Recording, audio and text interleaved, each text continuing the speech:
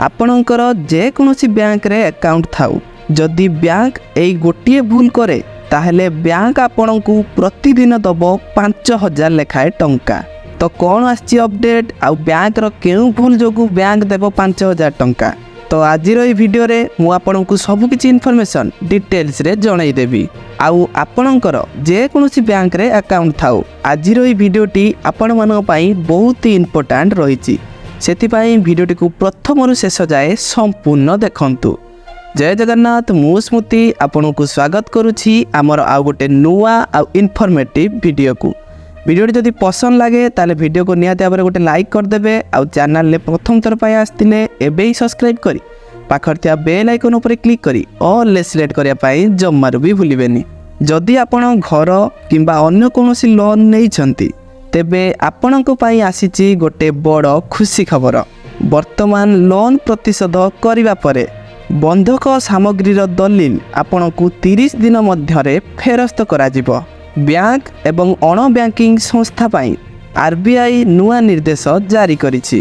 1 December रु नुआ नियम कार्यकारी हे पाई जाउछि। सेप्टेम्बर 4 रे जारी विज्ञप्ति रे आरबीआई रो एहा घोषणा रहिछि।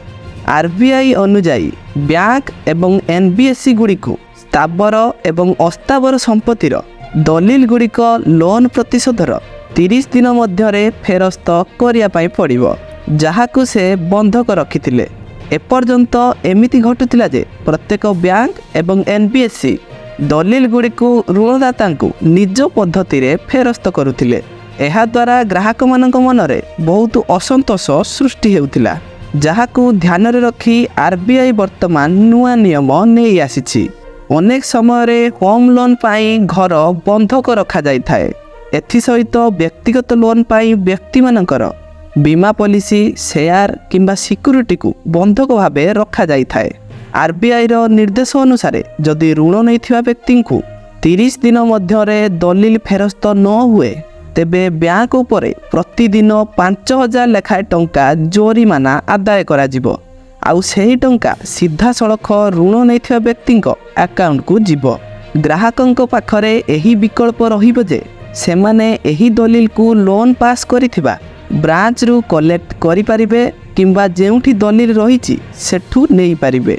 तो एही परी गोटे अपडेट वर्तमान सामना को आसुछि। आगो को कोन अपडेट आसुछि मु वीडियो माध्यम रे आपण माननकु जणै देबी। तो सब किछि इन्फॉर्मेशन जानिया पाई चैनल को सब्सक्राइब करी आम सह जोड़ी होई रुहंतु।